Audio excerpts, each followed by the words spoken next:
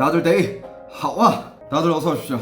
오늘 기사 내용이 딱 두 개 있습니다. 엄밀히 말하면 세 개인데 한 개는 약간 연결되어 있는 거고. 근데 오늘 거 재밌을 겁니다. 오늘 거 굉장히 재밌을 거예요. 이것도 여러분들이 모르는 세상이야. 모르는 세상인데 저는 옛날에 이거를 좀 들었던 적이 있어요. 중국에 오래 살았으니까. 중국에서 오래 있으면서 들었던 적이 있는데, 근데 이제 그게 과연 진짜일까 문득 생각이 나서 검색을 해봤는데 리얼이야. 그리고 내가 옛날에 들었던 얘기들과 거의 일치해. 사실인 거야. 자, 오늘의 주제, 첫 번째 주제인데, 요거를 시작하기 전에 연결되어 있는 거라 가지고, 요거는 살짝 짚고 넘어갈게요. 얼마 전에 우리가 차이나 뉴스에서 다뤘던 중국 최악의 식품 사고 기억합니까? 식용유를 어디에 담았다? 식용유를 석유 담는 그 탱크로리, 그 석유차가 식용유를 닳고 실어가지고 그 식용유를 전국으로 유통했던 사건. 그거 기억나죠? 제 차이나 뉴스 팬분들은 그거 다 봤을 거야. 탱크로리 후속 기사가 나왔습니다. 후속 기사가 나왔는데, 여러분들, 그거 모르시는 분들은 한번 제 유튜브에 차이나 뉴스 한번 찾아보세요. 찾아보고 이걸 봐야 이제 좀 재밌을 거예요. 근데 그 영상 자체도 너무 이게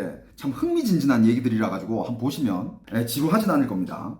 일단 간단하게 여기서 요약을 하자면 전국적으로 이제 석유를 이렇게 끌고 다니는 석유차들 있잖아. 탱크로리에다가 석유 넣고 다니는 그 차들. 근데 그 차들이 석유만 이렇게 싣고 이렇게 어디로 배달을 가고 어디 그 석유를 실어가지고 갖다 주고 이걸 해야 되는데, 이게 갈 때 석유를 싣고 딱 가서 거기 석유를 풀어놓으면 올 때는 빈손으로 와야 되잖아. 빈손으로 오는 게 싫었던 거야. 그래가지고 갈 때는 석유를 싣고 나르고 올 때는 거기서 식용유를 싣고 나른다 이거야. 그러면 갈 때도 벌고 올 때도 번다. 양쪽으로 번다 이거지. 근데 그게 말이 안 되는 게, 석유 탱크로리에는 식용유 자체를 담을 수도 없고요. 식용유를 담는 곳에 석유를 담는 것도 그건 말이 안 되는 거고요. 그리고 이제 심지어 그 탱크로리라는 차도 다른 기름을 담을 때만 해도 안에 내부를 깨끗이 씻어요. 완전 진짜 그 씻는데도 엄청 그 과정이 굉장히 까다로워요. 그런데 씻지도 않고 그냥 석유 담았다 데다가 식용유 넣고, 심지어 가끔씩 중국에는 그런 탱크로리들 있잖아. 거기 석유라고 이렇게 적혀있는 거 그거 글자 떼잖아요. 거기다가 분뇨차 이렇게 적어놔요. 그러니까 막 담는 거야. 막 섞어서 담는 거야. 언제 뭘 담았는지 몰라. 거기다가 식용유를 담아가지고 날랐던. 이게 거의 옛날에도 이런 일이 있었는데, 거의 진짜 십몇 년 동안? 십몇 년이 뭐야. 옛날에는 안 그랬겠어요? 아무튼 그 오랫동안 아무도 이 문제를 가지고 뭐라 안 하다가, 이게 어떤 기자가 잠입 취재를 한 결과, 오랫동안 따라다닌 결과 이제 영상을 찍어가지고 이 기사를 낸 거예요. 그래가지고 전 국민이 알게 됐죠. 전 국민이 알게 되고, 우리가 지금 이때까지 먹었던 식용유 이거 다 석유통에다가 담았던 거야? 그러면서 중국에 있는 식용유 회사들이 나와서 우리는 그걸로 안 담았다, 우리는 개인차 있다, 그리고 중국의 인플루언서들, 나 같은 유튜버들, BJ들 나와가지고 식용유 먹방을 했어. 이 회사는 괜찮대. 봐봐, 내 먹어볼게. 딱 먹고, 봐봐, 석유 냄새 안 나. 이렇게 식용유 먹방을 단체로 했어요. 중국에서. 그런 사건이 있었어요. 근데 국민들은 당연히, 내가 지금 이때까지 먹었던 식용유, 그리고 모든 사람들이, 내 가족들이 먹는 거를 지금 그렇게 다뤘다고? 중국이 떠들썩거렸죠 그때. 그러면서 중국에서 그 기사를 또 다 내렸어. 중국이 제일 잘하는 거, 이거 민심이 안 좋아지는 것 같다? 없애버려. 일단 없애버려. 눈을 막아, 귀를 막고. 중국 공산당들이 제일 잘하는 거. 근데 그렇게 딱 없앴는데, 근데 이 기사가 워낙 셌어. 영상도 제대로 찍었고, 그 기자가 잠입 취재하는데 목소리 녹음 다 돼 있고, 그 영상 자료가 이미 다 퍼진 상태야. 자, 그 사건이 터지고 나서 한 달이 지났습니다. 한 달이 지났는데 이 사건이 이렇게 크니까 중국 정부에서도 뭔가 좀 이렇게 그 뒤에 이렇게 됐습니다 라는 결과문을 얘기를 해야 될 거 아니야. 그래가지고 여러분들, 중국 국무원의 국무원의 조사 결과가 나왔습니다.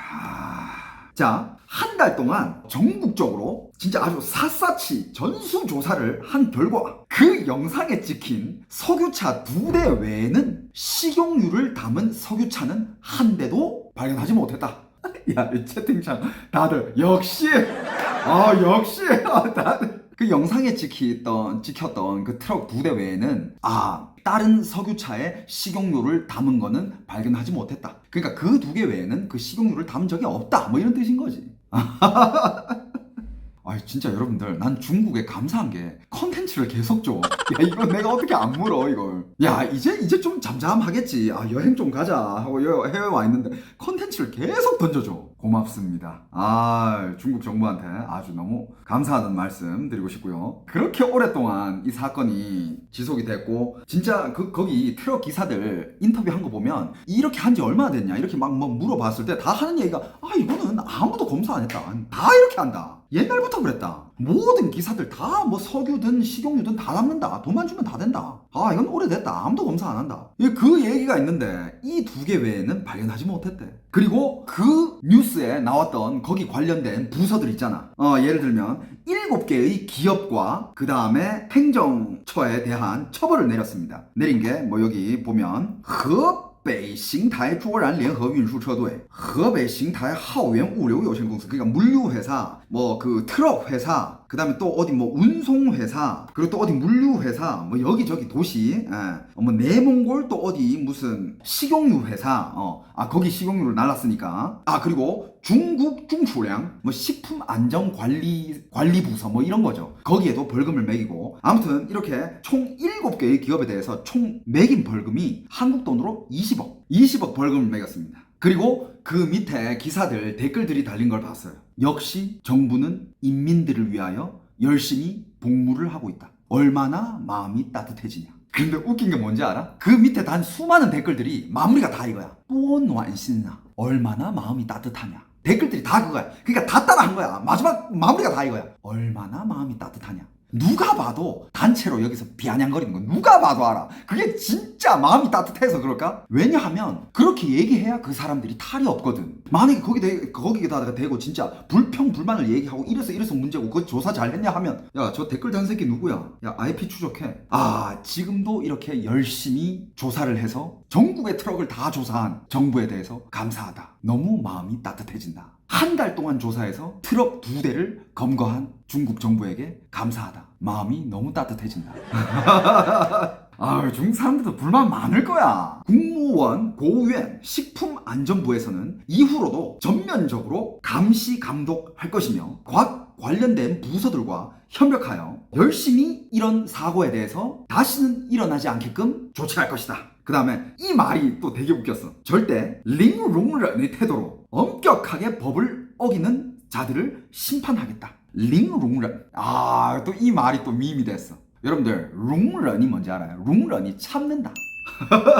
롱런이 참는다라는 뜻이에요. 근데 링롱런, 영 참는다. 그러니까 하나도 안 참겠다라는 거야. 그러니까 그 옛날에 헨리가 얘기했던 하나도 모른다, 1도 모른다, 약간 이런 느낌으로 링롱런, 영으로 참는 자세로 엄격하게 법을 어기는 자들을 심판하겠다. 그리고 관리를 더 강화하여 애초에 문제가 일어나지 않게 하겠다. 식용유의 안전을 절대적으로 지키겠다. 그러면서 얘네 얼씨구 하면서 마지막에 이런 말도 적어놨어. 각종 매체와 기자분들, 그리고 사회의 다양한 방법의 감시를 환영한다. 니들 안 믿겠으면 니들 또 감시해라. 기자들 가서 찍고 국민들 와서 감시해라. 절대 이런 사고 이제 없을 거다. 근데 여러분들, 여기 진짜 여러분들이 다양한 방법의 감시를 환영한다라고 해가지고 진짜 가서 감시하고 사진 찍다 보면 좆되는 거 알죠?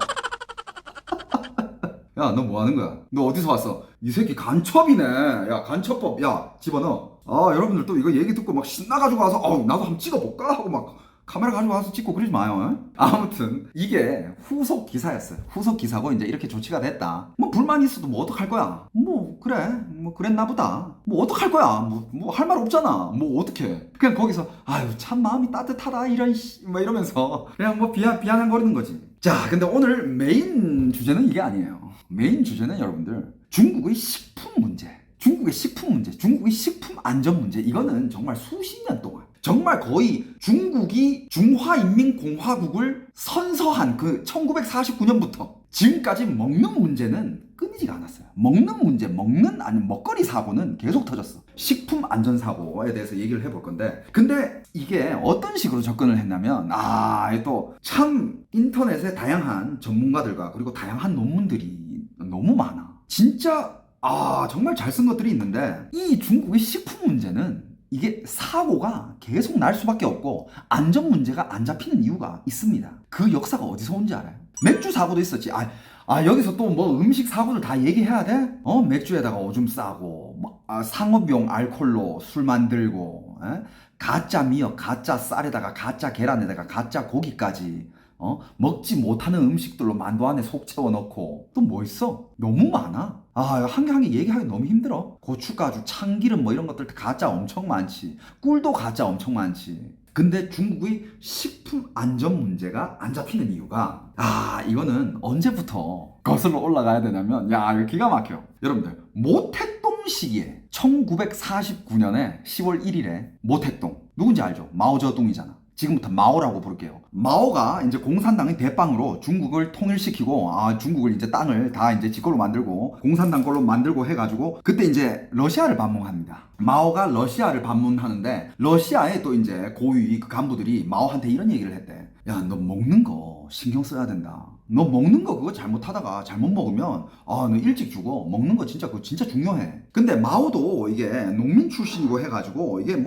그 시대에 그 중국이 먹는 거를 그렇게 따졌겠습니까? 근데 마오는 다른 건 다 관심 없었는데 그 먹는 거에는 꽤 이게 관심이 많았던 사람이야. 그래가지고 그 얘기를 듣고 보니까 러시아에서 전문가들을 아예 중국으로 데려와가지고 베이징에다가 정말 그냥 중국 고위 간부들, 공산당 고위 간부들만 먹을 수 있는 음식들을 재배하는 그런 농장을 아예 설계를 했어. 만든 거야. 첫 번째가 어디야 만들었나? 중국 베이징에 가면 샹샨이라는 곳이 있어요. 샹샨이라는 곳을 처음으로 시작해가지고 베이징에다가 농장 한 3개를 만들었어. 그때가 언제야? 그때가 50년대, 60년대 이럴 때야. 50년대야. 근데 그때부터 이 러시아 전문가들이 와가지고 이렇게 딱 설계해준 그 팜이라고 하죠. 농장이 그때부터 여기는 유기농 야채를 만들기 시작했어요. 화학 비료를 안 썼어. 그때부터 여기는 유기농이었어요. 이거를 그때 이제 이 만들어낸 게 이게 이름이 뭐냐면 중국 공산당 식품 특공体系 중국 공산당 식품 특공 제도, 특공 체계 이거를 그때 만들어냈어요. 근데 중국 공무원들 사이에서는 그때부터 이런 특공 음식들, 공산당 고위 간부들만 먹을 수 있는 특공 음식들이 이제 사람들이 점점 많이 알게 됐는데 처음에는 그것도 몰랐어. 그래가지고 그때 이제 마오가 전문가들 와가지고 막 여기다가 농장도 짓고 저기다가 농장 짓고 큰 농장을 지어가지고 이제 여기서 나오는 음식들만 우리는 먹는다 라고 얘기했을 때 그 주변에 있던 뭐 쭈더라든지 쪼얼라이라든지 그 마오쩌둥 옆에 있었던 사람들이 있을 거 아니야. 굳이 그렇게 큰 농장을 지어야 되나? 왜냐면 그쪽도 다 농민 출신이고 하니까 먹는 거에 막 그렇게 따지고 그러진 않는단 말이야. 그냥 대충 먹으면 되지. 그렇게까지 농장을 지어가지고 먹어야 되나? 근데 마오는 먹는 거에 대해서 엄청 그걸 되게 신경을 썼던 거지. 그래가지고 그걸 만들고 이제 공산당 간부들한테만 먹을 수 있는 그런 음식들을 거기서 이제 재배하기 시작해요. 그리고 마오가 이제 집권하던 그 시기에 주방 인사들 있잖아요. 그러니까 요리사들도 한 5-6명이 됐대. 야, 그 시대에 살기 그렇게 어려운데 당 간부들 먹는 식사는 다 달랐고 그 주방장들부터 시작해가지고 주방에서 일하는 사람은 엄청 많았대. 근데 그 사람들은 절대로 밖에서 사가지고 온 재료들을 쓰면 안 돼. 다른 데서 난 야채라든지 어디서 누가 그때 그게 그 공산당 간부 중에 누가 밖에서 야채를 이렇게 사온 거야. 그래가지고 오늘 저녁에 이거 먹자, 이거 좀 해줘 라고 했는데 거기 그 주방장들이 다 거부를 했대. 이거 외부 음식들은 절대 만들면 안 된다라고 규정이 있다고. 산에서 따온 거 어디서 재배해온 거 안 돼. 그냥 그 농장에서만, 그 새 농장에서만 나오는 음식들만 먹어. 말 그대로 맞아요. 황실 그 자체야. 맞아. 그리고 그 농장들에서 또 어떤 야채를 심었냐면 일단 유기농은 기본이고, 그리고 마오가 입맛이 되게 까다롭고 좋아하는 야채와 음식들이 있었는데 그 야채들이 만약에 계절이 지나면 그 야채가 못 나잖아. 겨울에 어떻게 나. 그래가지고 한 번은 마오가 뭘 먹고 싶다 그랬는데 그때 그 음식을 재료를 못 구해온 거야. 그러자마자 아주 마오가 화를 내면서 니들 왜 이렇게 쓸모가 없냐고. 니들 하는 일이 내 먹는 거 챙기는 건데 어떻게 내가 먹고 싶은 거 한 개 못 구해오냐고. 엄청 화를 냈다는 거야. 그때부터 그 농장에서는 어떤 음식을 심기 시작했냐면 반계절 음식. 그러니까 그 계절에 안 나는 음식들도 만들어내야 된다 이거야. 그리고 그 러시아에서 이제 모셔온 전문가들이 이제 거기다가 이제 알려주면서 제품의 재배부터 시작해가지고 소독, 보존법 이런 거를 진짜 엄청 아주 디테일하게, 외부 음식은 절대 안 먹고, 그리고 또 그거를 만들었습니다. 중나하이에는 34호 보급부라는 곳이 있어요. 34호 보급부. 이거는 중국 다큐에서도 다룬 적이 있는데 거기는 이제 어떤 식품들만 다루냐면 거기도 이제 약간 한국으로 따지면 군대 안에 있는 PX 같은 곳이야. 그러니까 군인들만 가서 이게 사 먹을 수 있는 음식들, 그러니까 세금도 없이 뭐 되게 싸게 사 먹을 수 있는 음식들인데 외부인들은 거기 절대 못 가요. 근데 그 안에는 어떤 음식들을 팔았냐? 대부분이 이제 수입된 제품들. 수입된 제품들도 많고, 그 다음에 뭐 이제 구하기 힘든 것들. 그 시대에 뭐 초콜릿이라든지 뭐 케이크라든지 뭐 약간 이런 정말 구하기 힘든 음식들 있잖아. 이런 것들을 거기서 이제 지들끼리만 공유하면서 먹고, 이 마오가 음식에 대해서 이게 굉장히 까다로운 거는 일화들이 되게 많아요. 해산물도 안 먹었대. 해산물 안 먹고 무슨 물만 먹었냐? 민물고기만 먹었대. 민물고기를 먹는데 베이징에 뭐 민물고기가 어디 있어? 매일 저쪽 그 중국의 밑에 지방에서 물고기를 거기 뭐 어디 키우는 데가 있었나 봐. 거기서 이제 딱 잡아가지고 먹을 거를 당일로 비행기로 이제 싣고 와가지고 베이징에서 먹고, 이런 일화도 있습니다. 그리고 농장이 있잖아. 이 농장을 또 이 마오가 그 간부들한테도 보여주고 싶었나 봐. 그리고 간부들한테 약간 여기에 대한 인식을 좀 심어주고 싶었나 봐. 중앙기관의 간부들은 1년에 최소 20일은 그 농장에서, 그러니까 약간 봉사활동처럼 일을 해야 돼요. 1년에 20일. 그러면서 이제 자기들이 먹는 거를 직접 거기 가서 이제 재배도 하고 뭐 심어 보기도 하고 일도 하고 그걸 하는 거야. 그리고 이제 시대가 지나면서 이제 그 반계절 제품들, 그리고 반계절 과일까지, 야 진짜 안 되면 되게 하라의 표본이죠, 그죠? 근데 여러분들, 중국의 이런 특공 체계들 있잖아. 식품 특공 체계들, 이런 것들은 이제 나중에 시간이 지나면서 다 알게 된 거야. 간부의 가족들부터 시작해가지고 좀 이제 간부 주변에 있는 사람들, 좀 이렇게 관계자들은 이걸 다 알게 되면서 그 당시에 뭐가 유행했냐면, 특공 음식을 내가 먹을 수 있느냐 없느냐로 약간 좀 내가 이 사회에서 좀 지위가 잘 나가느냐 안 나가느냐 이게 결정됐었던 그 시절이 있었대. 그러니까 좀 중국은 좀 그래도 그걸, 일반인들은 그걸 절대 보지도 못해요. 알지도 모르고 먹지도 못해. 그러면 어떻게 해야 되느냐? 뭐 좀 아는 사람한테 부탁해가지고 그걸 얻어먹든가 해야 될 거 아니야. 그러니까 좀 어느 정도 관시가 있고 좀 이런 관계가 있어야 그런 걸 얻어먹을 수 있는, 그걸 이제 특공 음식을 내가 먹을 수 있느냐 없느냐가 그 당시 사회에서는 약간 내가 잘 나가느냐, 내가 약간 좀 사회적 지위가 있느냐 없느냐, 그거의 그 척도가 되기도 했었대.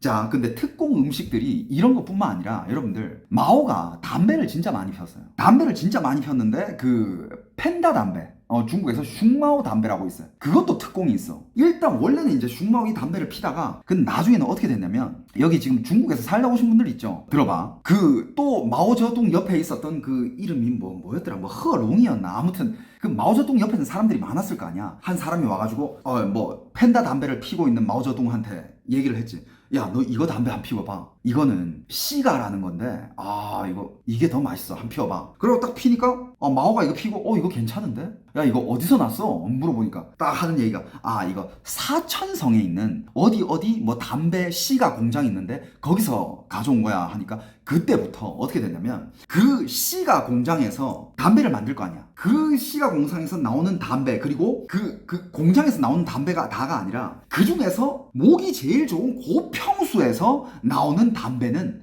무조건 마오한테 갖다 바쳤어요. 그리고 거기에는 다 벽을 치고 엄격하게 관리를 해. 고평에서만 나오는 그 담뱃잎들 있잖아. 그것만 싹 관리를 하고, 그걸 전문으로 관리하는 사람들이 거기 다 붙이고 관리를 해요. 어떤 일화가 있었냐면, 그렇게 이제 담배를 사천에서 그렇게 자기만 필 수 있는 그 고급 담배들을, 그리고 그 사람들이 그 담배를 만들기 위해서 얼마나 신경을 썼겠어. 근데 그걸 딱 가져왔어. 딱 이제 회의할 때 마오가 그 담배를 피다가, 가끔씩 담배 펴본 사람들은 알 거야. 나도 뭐 담배를 펴봤으니까 아는데, 담배를 피다가 가끔씩 이렇게 불꽃이 튈 때가 있어. 약간 그 안에 뭐 불순물이라든지 뭐가 들어간 거지. 근데 마오가 한 번은 담배 피다가, 회의에 담배 피다가 불꽃이 딱 튀어가지고 그 담배재가 딱 떨어졌대. 근데 그 식탁보가 하얀색이었는데, 그 식탁보가 자그마한 검은색 점이 생기면서 구멍이 한 개 뚫렸대. 그럴 수 있잖아. 담배 피다가 뭐 재 떨어져도 구멍 뚫릴 수 있는데. 그런데 그 옆에서 그걸 보던 간부가 딱 보더니 난리가 난 거야. 그쪽 사천 담배 공장에다가 연락해가지고, 아니 니들 담배를 어떻게 만들었길래 담배 피다가 불꽃이 튀냐?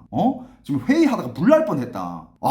그때부터는 막 또 이제 그 공장도 비상인 거야. 아니 어떻게, 야, 그 특공 제품들 다 다시 가져와가지고 막 검사를 한 거야. 왜 불꽃이 튀었는지, 왜 담배 안에 어쩌다가 불순물이 들어갔는지, 그걸 또 다 검사해가지고 그 후부터는 또 이제 불꽃 튀는 일이 없어졌대. 근데 그 밑에 사람들이 대처하는 것만 봐도 마오가 얼마나 자기가 먹는 거, 자기가 피는 거, 마시는 거, 뭐 이런 거에 얼마나 까다롭고 거기에 무섭게 대했는지 알 수 있을 거야. 근데 나중에 결국 어떻게 됐는지 알아요? 나중에 사천성에 있는 그 담배 공장 안에 있는 그 전문가들, 그 마오의 담배 반만 관리하는 그 사람들을 다 베이징으로 소환을 했어. 다 베이징으로 소환을 해가지고 니들 그 중국의 고위 간부들이 사는 곳이 중난하해라는 곳이 있어요. 중남해. 거기에다가 자그마하게 땅을 한 개 딱 만들어가지고 거기다가 이제 담배를 심고 그 옆에 방을 한 개 잡고 거기다가 담배를 말라 그랬어. 4-5명 딱 해가지고. 마오 한 명의 담배를 위해서 몇 명이 투입돼가지고 거기서 이제 담배밭도 꾸리고 옆에 담배 공장 한 개 차리고 그게 막 이제 거기서 이제 담배를 말기 시작했어. 근데 이것도 다 비밀이야. 밖에 사람들이 그 사람들 뭐 하는지도 몰라. 그 쭉나하에 안에 들어가 있으면 밖에 사람들이랑 통화도 마음대로 못하고 그때 뭐 핸드폰 있는 시대가 아니었으니까 뭐 비밀리에 뭐 비밀 부서니까 뭐 밖으로 얘기도 안 나가게 하고 막 그런 식으로 담배를 만들었다니까. 나중에 이제 그 담배 말던 사람들이 이제 마오도 이제 세상을 떠나고 이제 거기가 부서가 불필요해졌을 거 아니야. 그 사람들이 만든 게 베이징 쬐니엔창이야. 베이징 담배 공장. 이걸 만들어가지고 단 브랜드가 쭉난하예요. 여러분들 베이징에서 살아본 사람들 쭉난하에 다 펴봤죠. 그 쭉난하의 담배가 그렇게 온 거야. 그러니까 지금도 이 중국 공산당의 특공 제품들, 특공 뭐 이런 것들이 아직도 이어지고 있는지 없는지는 사람들은 다 알아. 그냥 공공연한 비밀이야. 지금도 여전히 뭐 중국 간부 중에 누가 뭐 예를 들어서 이 차도 있어. 찻잎을 이런 차를 좋아한다. 그럼 이 차를 만드는 그 공장에다가 그쪽에서 제일 양지 바르고 제일 차 맛이 좋은 그 땅에 있는 차는 못 팔아. 딱 그걸 생산하고 그걸 딱 끝나면 그걸 바로 이제 특공으로 넣어야지 시장으로 유통이 안 돼요. 그러니까 이렇게 특공 음식을 먹는 그 간부들이 과연 그 국민들의 음식 안전에 대해서 딱 신경을 쓰냐 이거야. 그냥 뭐 알았어 잘 먹겠지. 신경을 안 써요. 이런 특공 시스템 때문에. 그러니까 중국의 식품 안전 문제는 이게 고쳐지질 않아요. 거기서부터 이제 내려온 거야. 나중에 등소평도 그렇고 다 자기들만이 그런 특공 제품들이 다 한 개씩은 있었어. 등소평은 그때 펜다를 폈어요. 슝마오 담배. 그것도 이제 그쪽에서 나는 그 담배 밭이 있을 거 아니야. 그 밭 중에서도 담배 맛이 제일 좋은 그 땅, 그 몇 평, 몇십 평에서 난 담배잎들은 수출 금지, 판매 금지. 거기서 만든 거는 일단 1차로 만들어가지고 특공으로 바로 넣어주고. 이런 시스템이 지금도 있기 때문에 이 식품 안전 관련된 이 문제가 잘 그렇게 해결되지 않는다라는 게 굉장히 큰 관계가 있는 일입니다. 여러분들 지금도 우리가 그래도 좀 어느 정도 좀 살고 돈이 있어야 유기농 음식 이런 거 따지고 맞잖아. 마트에 가보면 유기농 코너가 있잖아요. 야채는 겁나 못생기고 작은데 가격은 개비싸. 근데 이제 좀 어느 정도 이제 잘 사는 사람들이 그런 거 먹고 이제 건강 챙기는 사람들 우리는 그냥 그냥 아무거나 사 먹잖아. 그냥 깨끗이 씻으면 되지 이러고. 근데 와 60년대 70년대 이때부터 여기는 특공, 유기농, 건강 이런 거를 다 챙겼어. 정말 진짜 거의 황제 같은 삶을 살았다고 합니다. 그러니까 이런 문제 때문에 중국의 이런 식품 사고들, 서민들이 먹는 식품에는 관심이 없는 거야. 니들이 뭐 먹든 뭐 농가가 알아서 만들고 뭐 사 먹는 사람이 있을 거고 뭐 알아서 유통되겠지. 그러다가 막 석유 탱크에다가 식용유 담고 막 이렇게 되는 거 아니야. 관심이 별로 없어. 중국의 식품 사고는 이후로도 계속 아마 나오지 않을까 싶습니다. 나올 때마다 제가 또 뉴스로 바로바로 전달해 드리도록 하겠습니다.